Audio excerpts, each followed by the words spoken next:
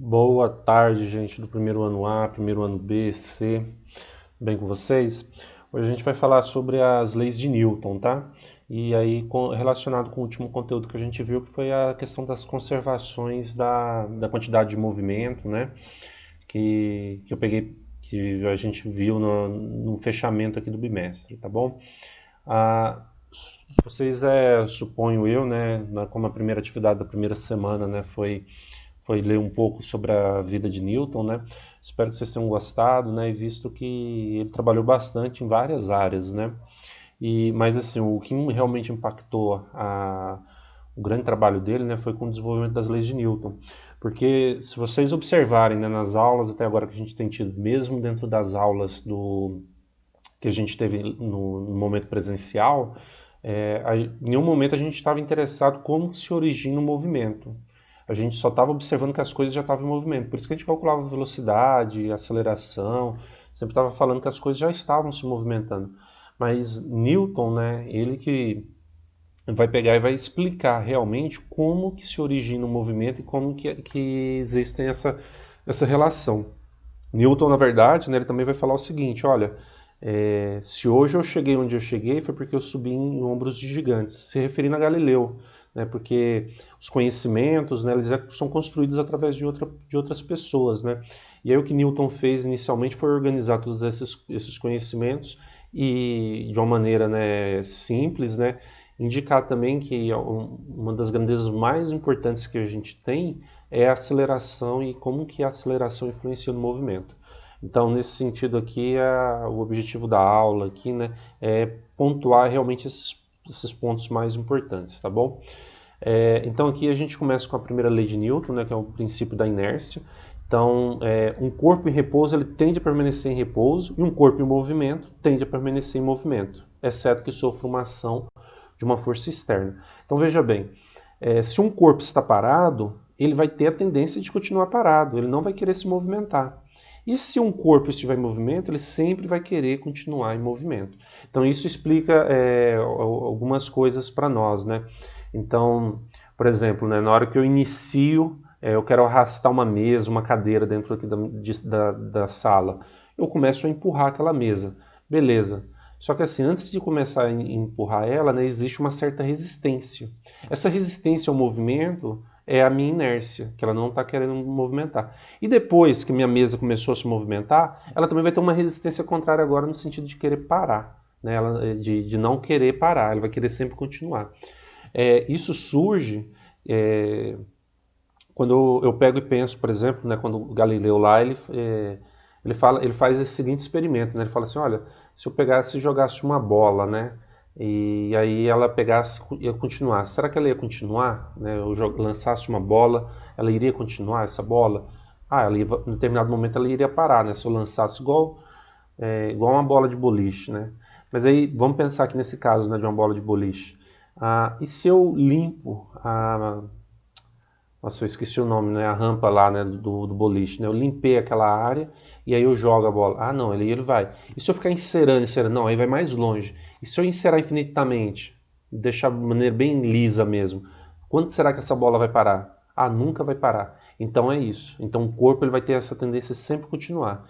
Aí, como que eu vou fazer para me parar minha bola de boliche? Tem que, como a gente viu aqui, né, tem que surgir uma força, uma ação de uma força externa para alterar o movimento. Então, por exemplo, eu olho aqui no caso do. Vamos pensar isso, né? Que a dificuldade que a gente até tem de perceber se a gente está parado ou em movimento. Essas são as grandes questões que Newton acabou resolvendo. Por exemplo, a Terra está girando? Uma boa pergunta. A Terra está girando? Vocês vão falar que está. Eu acredito, né? Vocês vão falar que está. Mas de verdade, quais são as evidências que eu tenho que a Terra está girando? Na verdade, eu tenho evidência que ela está parada. E se eu não me engano, né, eu esqueci aqui, mas se eu não me engano, a velocidade com que a Terra gira é de 1.500 km por segundo, alguma coisa assim. Então, uma velocidade altíssima. Então, se ela está nesse movimento todo, então por que na hora que eu pulo, eu caio no mesmo lugar? Se eu pulasse, né, já que a Terra está girando, né, por exemplo, puxa, pulei aqui, a parede ia bater em mim e eu ia pegar e ia morrer. Então, por que na hora que eu pulo, eu caio no mesmo lugar? Uma pergunta bastante interessante, né? É, Se eu vou... Um outro caso, né? Eu vou ali, entro dentro de um ônibus, e aí eu tô lá na rodoviária, né, dentro da rodoviária, e aí de repente chega um outro ônibus. A gente fica ali uns 5 minutos parado, aí eu fico naquela, nossa, agora, será que é o meu ônibus que está se movimentando ou é o outro ônibus? É que a velocidade, né, o carro de repente entrou em movimento ali, eu nem consigo perceber, né, qual que é o referencial meu de estar parado ou em movimento. Então o nosso corpo, ele não consegue perceber quando ele está em movimento ou quando ele está parado, a não ser se eu começo a olhar algumas coisas para fora e aí surge algum referencial. Do mesmo jeito da Terra, né? Eu poderia muito bem pensar que ela está parada. Eu acordo de manhã, 6 horas, eu vejo o Sol nascendo numa posição e 6 da tarde ele está em outra. Quem eu vi se movimentando foi o Sol. Eu não vi eu me movimentando, eu fiquei parado e acompanhando o movimento do Sol. Quando eu penso dessa maneira, eu observo que, não, realmente a Terra está parada.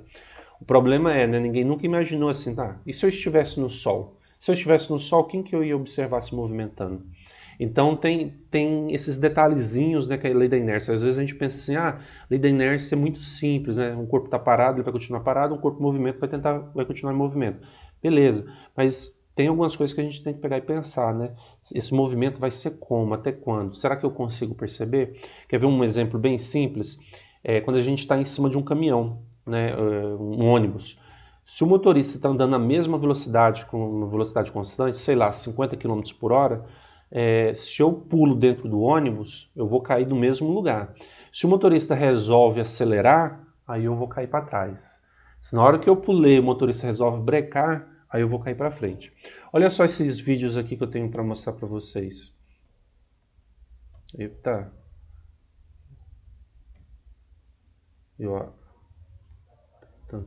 Deixou. Pronto, agora vai. Olha lá, um corpo parado tende a ficar parado. E um corpo movimentando tende a ficar em movimento. A gente acabou de ver aí 2 corpos aí, né? A rede ela se movimentou, acompanhou o movimento ali, mas a neve, né? Ela tentou ficar parada. Só aqui repetindo de novo aqui para vocês verem de novo. Só esses vídeos estão disponíveis no YouTube e eu espero não ser processado por ninguém por alguma coisa, né? Olha só, de novo, um corpo parado tende a ficar parado e um corpo em movimento tende a ficar em movimento. Tá bom? Sei que todo mundo tem uma rede dessa em casa aí, né? Para ficar brincando, né? Mas aí a gente de novo observa, né, a questão da inércia, né? De novo é isso, essa tendência que o corpo tem para entrar em movimento e do mesmo jeito, né? Depois que ele entrou no movimento, é a dificuldade que tem para parar. Quem anda aí de bicicleta, né, de moto, não sei, de carro, na hora que pega uma descida, né, vê a dificuldade que tem para pegar e parar. Um outro aspecto, pessoal, que eu queria entrar aqui, de vocês já introduzindo aqui para a segunda lei, para fazer essa transição, é o seguinte: o que vai influenciar as questões dos movimentos?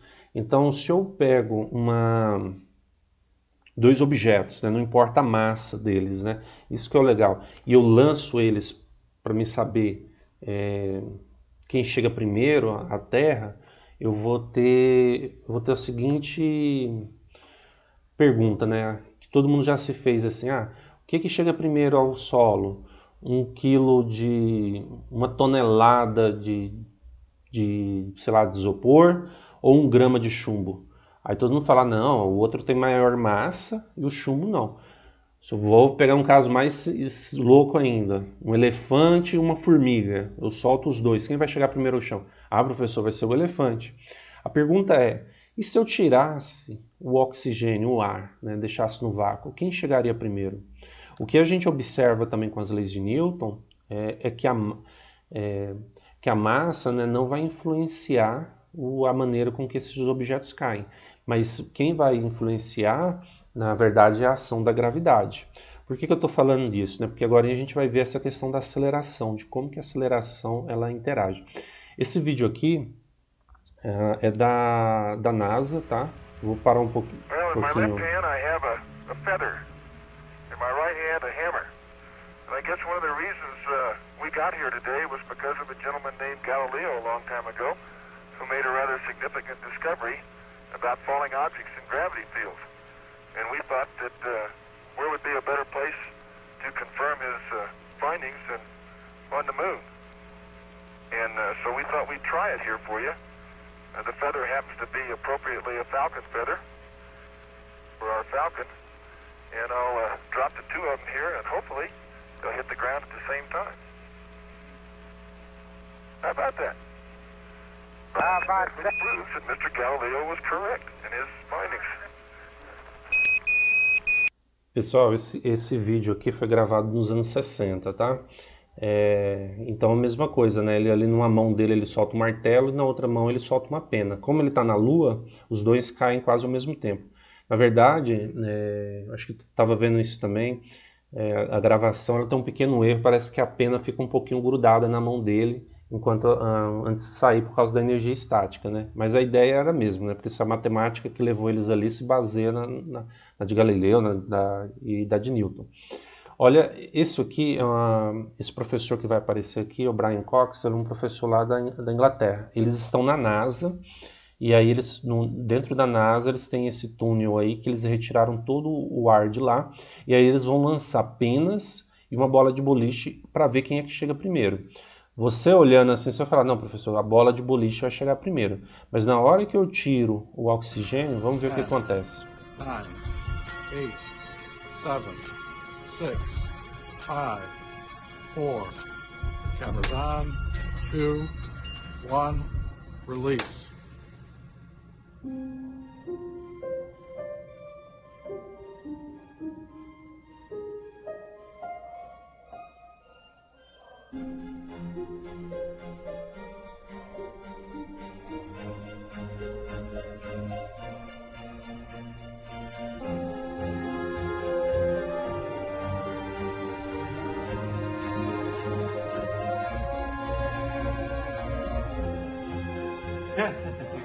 Exactly. Look at that.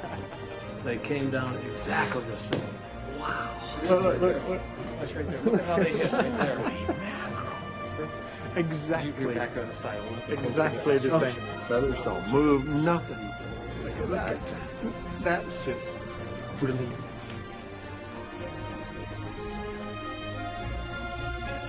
Isaac Newton would say that the ball and the feather fall because there's a force. Então tá aí, né?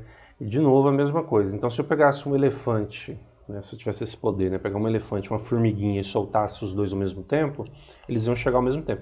Isso, pessoal, só é válido se eu tirar todos os gases, né, o oxigênio, deixar perfeitamente no lugar vácuo, né? Aí vai tudo cair sempre ao mesmo tempo.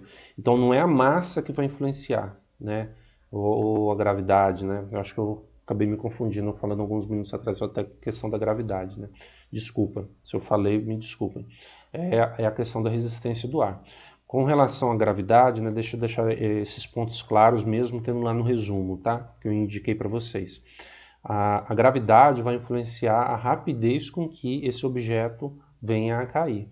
Então, se eu estou num planeta que tem uma baixa gravidade, vamos supor que vamos pegar o caso da Lua, as coisas vão se andar um pouquinho mais devagar. Se eu vou pegar um outro planeta que tem uma gravidade maior, né, as coisas vão cair de uma maneira mais rápida, e aqui da Terra é o que a gente já conhece. E isso eu sempre fico pensando, né, até hoje aqui, porque eu adoro Dragon Ball Z, os treinamentos do Goku, que ele aumentava a gravidade ali, né? Hoje, como físico, eu falo, nossa, queria entender como que ele fazia isso, né, de aumentar a gravidade, né? Do ponto de vista da física não faz muito sentido, não. Mas eu gosto do desenho, né? Beleza, vamos lá. Olha só, de novo, aquilo que eu estava falando para vocês sobre que um corpo em movimento, ele vai continuar em movimento. Olha só que legal, né? O camarada pula. Não. Enfim, né? Ele, sei lá, né? Vou pegar esse exemplo aqui, né? Vamos supor que esse motorista do ônibus, do caminhão aí acelerasse, ou esse motorista ele diminuísse a velocidade, né? Onde esse camarada ia cair, né? Mas como ele está na mesma velocidade, ele pode seguir. E aí não faz diferença se ele está parado ou se ele está em movimento, desde que for a mesma velocidade, uma velocidade constante. Se esse motorista estiver andando a 50 km por hora, Ele vai ter que continuar andando sempre a 50 km por hora, porque senão o camarada ali de vermelho vai sofrer um acidente. Então, por isso que eu estou falando, né? O nosso corpo não consegue distinguir quando o movimento é acelerado ou não. Né? Essa que é a graça da inércia. Desculpa, né? Ele não consegue perceber, né, se ele está em movimento ou não. Se esse camarada lá de vermelho que estivesse pulando, né, ele estivesse num lugar totalmente fechado, ele ia imaginar que ele poderia estar parado, né, como ele não conseguiria ver fora, igual se ele estivesse num elevador, né, ele não ia conseguir distinguir se ele está fora, se ele está em movimento ou se ele está parado. O que o nosso corpo realmente percebe são as acelerações, que aí é o caso. Se o camarada, né, o motorista, andar de 50 para 60, aí ele vai perceber que aí ele vai andar para trás, né? Ele vai voltar, né? Porque o caminhão vai andar para frente e aí ele vai vir para trás. Ou se o motorista pegar e acelerar, brecar, né? Aí ele vai ser lançado para frente, né?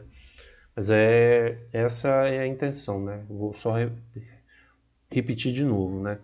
Nós não conseguimos distinguir, né, se a gente está parado o movimento. O que a gente consegue distinguir é justamente as acelerações. Deixa eu aqui para frente. Ó, então aqui entra a segunda lei de Newton. Então ó, vai surgir uma coisa, deixa eu colocar o laserzinho aqui para vocês enxergarem o que eu estou mostrando. A força, que é dada em newtons, a massa, que é dada em quilogramas, e a aceleração, que é dada em metros por segundo ao quadrado, tá? E essa daqui é o princípio fundamental da dinâmica. Então, para mim fazer com que um corpo se movimente, esse corpo tenha massa, eu vou ter que aplicar uma aceleração nele para que ele inicie o movimento. E se eu quiser que ele pare, eu vou ter que também aplicar uma aceleração sobre ele, para que uma aceleração contrária a esse movimento, para que esse corpo venha parar. E a isso eu vou dar o nome de quê? De força. Tá? Vou ter que exercer uma força sobre esse corpo. Aqui, no caso, é a mesma lei, tá, gente? Aqui eu estou vendo força igual a MA, mas aqui eu estou vendo P igual a mg, que é peso é igual a massa vezes a gravidade. É porque quando eu estou falando de objetos que caem, que em função da aceleração da gravidade, eu vou chamar isso de força-peso, tá? Então essa é a única diferença, mas é a mesma forma, é massa. Aí aquele A eu estou chamando só de gravidade, simplesmente porque eu estou falando que eu estou imaginando uma situação que cai. E aí eu vou chamar de peso. Isso me leva a um outro detalhe, né? Quando eu vou lá na balança, por exemplo, eu fui na balança da farmácia e estava lá falando que eu estava com minha massa de 90 quilos. Geralmente eu falo assim, as pessoas falam, qual que é o seu peso? O meu peso, para mim realmente saber meu peso, eu tenho que multiplicar. Então, por exemplo, vamos considerar que a aceleração da gravidade da Terra seja de 10 metros por segundo ao quadrado. Então, qual que é o meu peso? Se minha massa é 90, 90 vezes 10, 900. Então, meu peso é de 900 newtons. Então, essa é assim que eu sei o que é o peso, né? Eu tenho que multiplicar pela gravidade. Então, por exemplo, eu vou para a Lua. Na Lua, meu peso vai ser o quê? A aceleração da gravidade da Lua é de 1,6. Então eu vou fazer 90 vezes 1,6 e aí eu vou ter meu peso, tá? Eu acho que se eu não me engano, em Júpiter é 26 metros por segundo ao quadrado. Então eu vou fazer 90 vezes 26. Poxa, professor, em Júpiter então você está muito pesado. Realmente, sou muito pesado. Mas qual que é a minha massa na Terra, minha massa na Lua e minha massa em Júpiter? A minha massa em qualquer planeta vai ser o que a balança acabou de me dizer. Se eu fui lá na balança e falou que eu tenho 90 quilos, então minha massa é de 90 quilos, tá bom? Sei que é um pouco incomum isso, né? Mas a gente tem que se separar. Na hora que eu estiver falando em exercícios de peso, peso quer dizer a massa vezes a gravidade. Ó, aí você está gravando a videoaula, alguém resolve ligar para você no meio da videoaula. E ó, o Marcão, professor Marcão, hein? Enfim... Vamos lá então, prosseguindo aqui. Uma coisa importante também para falar para vocês, tá? Quando vocês veem a gravidade, a Terra, há muitos exercícios ele fala, adote a gravidade como 9,8. Tem exercício que fala adote como 10. Tem exercício que não fala. Então assim, o que o exercício falar é o que você vai fazer. O exercício falou que a gravidade é 9,8, o exercício falou que a gravidade é 9,7, o exercício falou que a gravidade é 10. Beleza. E tem exercício que não fala. Quando o exercício não falar, você assuma que a gravidade vale 10. tá bom? Você fala, não, então eu vou pôr que o G é igual a 10. Aí você faz a substituição na continha como 10. Aí depois a gente tem a terceira lei de Newton, que é o princípio da ação e reação, que aí ele vai falar que para cada ação existe uma reação. Só que assim, muita gente leva isso aqui muito, foi Newton que disse assim, disse assado. Não, tem algumas coisas que a gente tem que prestar atenção com relação a ele. Para cada ação existe uma reação, e aí entra três coisas, né? Com a mesma intensidade, na mesma direção e sentidos contrários, tá bom? Então tem que ter isso em mente, né? Que aí a força ela é um vetor. Então o que eu quero dizer com isso? Se eu empurro a parede, né? Eu estou empurrando aqui a minha parede, vocês não vão conseguir ver, mas meu braço está... Estou tentando fazer com que ele fique reto aqui. Eu empurrei a parede, beleza. Eu empurrei a parede, a força está sendo aplicada através do meu braço, beleza. Qual que é a direção? A direção também é do meu braço. E qual que está sendo aí a reação contrária? Eu empurro a parede e a parede me empurra para trás. Quando eu ando, o que acontece quando eu ando? Eu empurro o chão para trás e o chão me empurra para frente. Então essa é a reação, sempre contrária. Olha só esse... eu até coloquei aqui. Olha, eu vou colocar aqui esse último vídeo, tá? Apontador a laser, pronto. Olha só o impacto que vocês vão ver a reação desse lutador na hora que ele dá um soco aí. Para nuestro maestro. Probemos con algo que ofrezca mayor resistencia. ¿Cómo reacciona un brazo luego de entregar un golpe? En primer lugar, vemos cómo el golpe se transmite en la parte más cercana al puño. Los efectos sobre la parte posterior del brazo no son tan notorios porque esos músculos se encuentran tensionados. Pero ¿qué pasa con la parte anterior del brazo? Los músculos de esta cara, como el bíceps, no vienen tensionados y nos permiten ver la propagación de la perturbación producida por el golpe. Pessoal, eu não entendo nada de espanhol, né? Mas é bem legal de você ver que mesmo na hora que você está socando a pessoa, está surgindo uma força ali contrária a você, né? Então, se estiver brigando com alguém, né? A mesma força que você está batendo também você está recebendo, né? Mas é bem legal, né, de se ver. E é isso, pessoal. Eu não quis resolver nenhum exemplo aqui, porque eu já deixei dentro da listinha lá para vocês o exemplo resolvido e tem alguns exercícios para vocês, tá bom? Então é isso. Muito obrigado pela paciência e boa tarde, né? Para mim agora é boa tarde, né? Não sei como é que é para vocês. Até mais, tá bom? Tchau, tchau.